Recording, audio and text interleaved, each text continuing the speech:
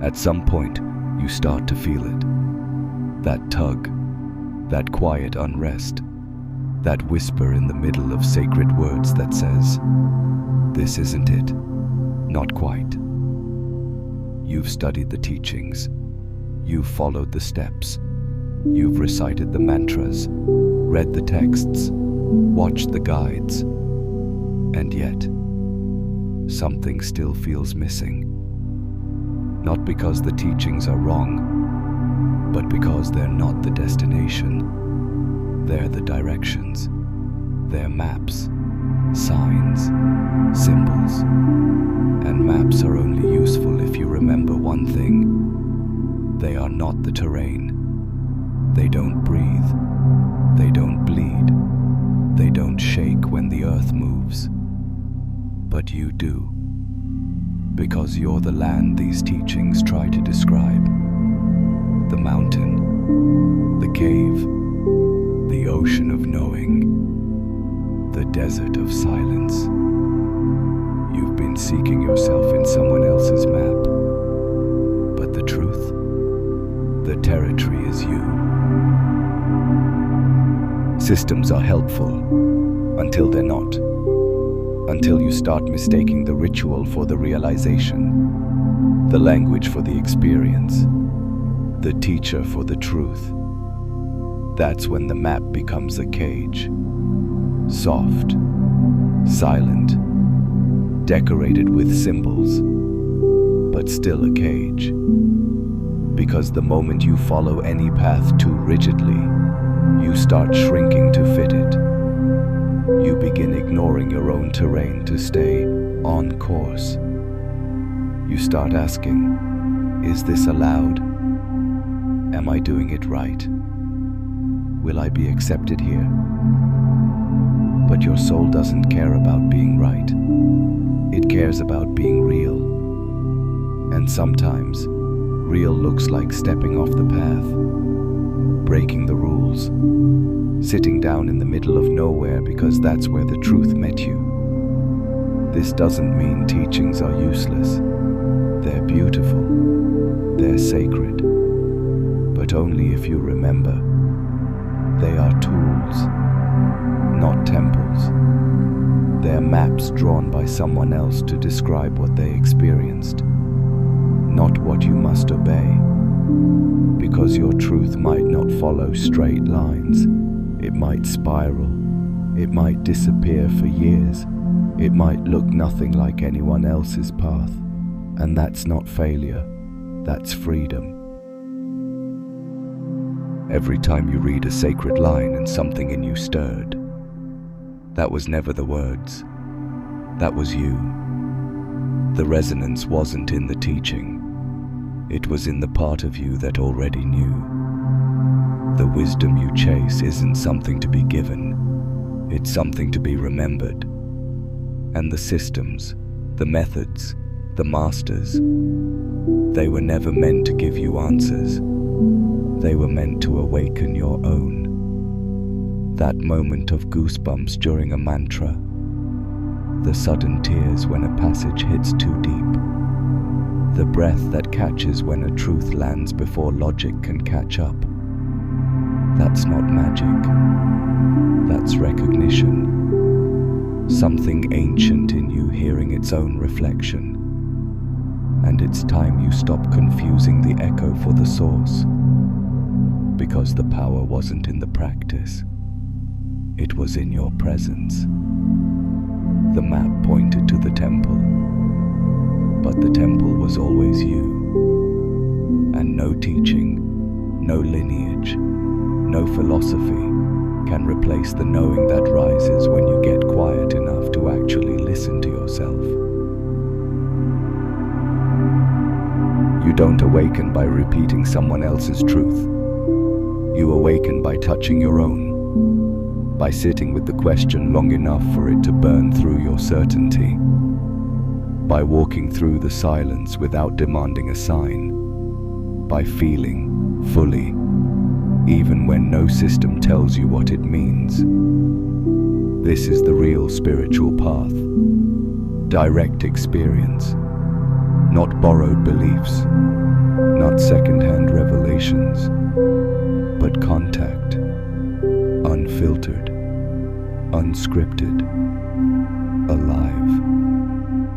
And yes, it's messier this way. There's no roadmap, no guarantee. But there's something purer about finding truth that costs you something. Something you didn't memorize. You became. That's how the sacred is born in you. Not from following the path perfectly, but from falling off of it and realizing you were never separate from the truth to begin with. Because once you stop walking someone else's map, you start becoming a living landscape. Your breath becomes your mantra. Your silence becomes scripture. Your pain becomes a portal. Your joy becomes prayer.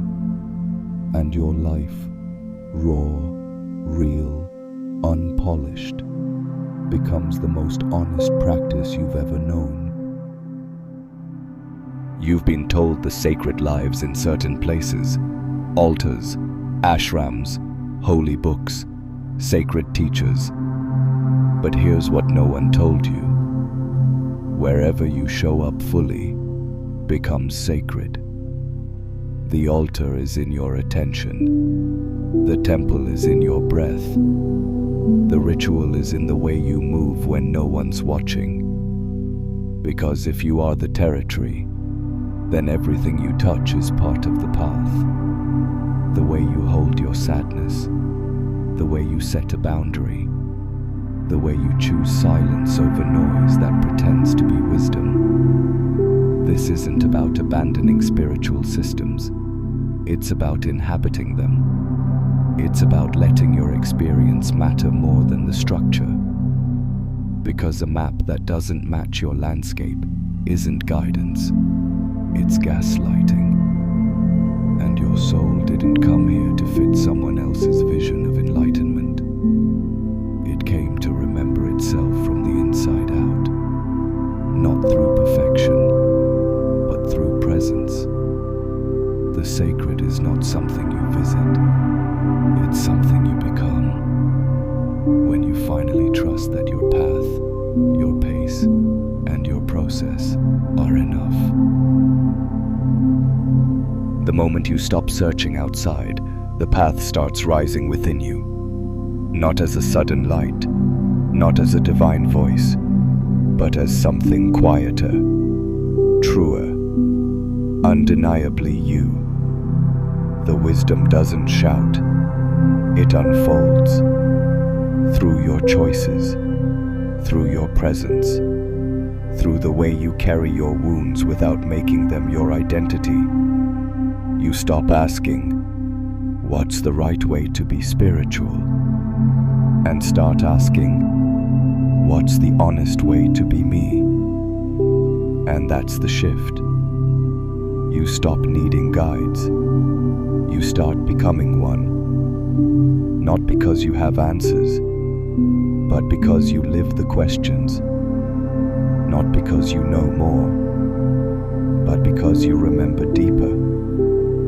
You become the territory that others walk through and feel something awaken in themselves. Not because of what you say, but because of what you are. Your life becomes a mirror. Your pain becomes a lantern. Your stillness becomes sanctuary.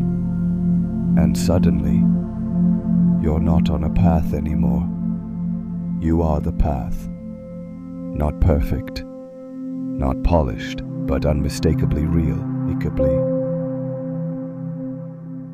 They told you truth could be taught, that if you studied long enough, practiced hard enough, memorized the right teachings, you'd arrive. But truth doesn't transfer like that. It doesn't live in information. It doesn't survive translation. Truth is contact, raw, direct, between your soul and something bigger than thought. You don't learn the sacred. You recognize it. It doesn't speak in lessons.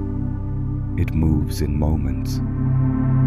Like the silence after heartbreak, the breath before surrender, the stillness that enters a room just before you break open. That's where truth waits. Not in books, not in mantras, not in gurus, but in the quiet between your questions. And the only way to find it is to stop running, to stop chasing the map, and stand exactly where you are. Because that's the twist no one tells you. You weren't lost. You weren't broken. You were just listening to voices that could never speak your language. Truth doesn't arrive like a thunderbolt. It unfolds like a memory you didn't know you had. A knowing that returns not from outside, but from some quiet place you buried beneath roles, rules, and routines. It doesn't teach. It reminds. Reminds you that the sacred isn't above you. It's not watching you. It's within you. Not in the version of you that meditates or chants, but in the version that cries, that doubts, that forgets, that breaks and still shows up. You don't awaken by collecting answers. You awaken by shedding layers of who you thought you had to be just to be loved. And when that peeling starts, it hurts. But underneath the ache, there's something ancient, still, unshakable. Something that's always been there. That's what they never told you. You weren't meant to find truth. You were meant to remember it. And no one can do that for you. Because maps can point, but only you can walk. There's no final gate, no hidden mantra, no cosmic checklist to complete. The more you seek, the more the horizon moves. Until one day, you stop running, and something inside says, I'm done chasing what I already am. That's not giving up. That's arriving. You stop asking for permission. You stop waiting for a sign. You stop trying to become what you already are. And instead of becoming louder, you become clearer. Instead of climbing higher, you drop deeper. That's when the territory awakens. You realize your scars aren't mistakes. They're coordinates. Your heartbreaks weren't setbacks. They were compass points. Every loss, every failure, every betrayal, all mapping you back to this moment, right here, right now, where there's no doctrine, no dogma, just you, unfiltered, unarmored, unapologetically real. And suddenly, you see it. You never needed a map, because you have always been the way.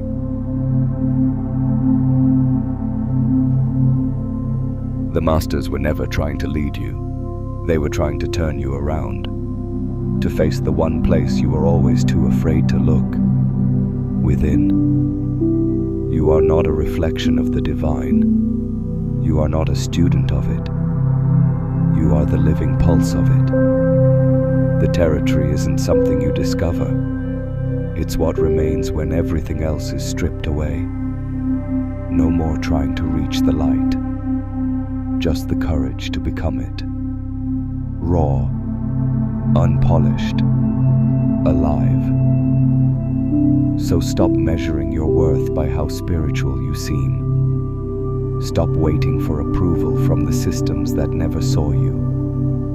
You are not a seeker anymore.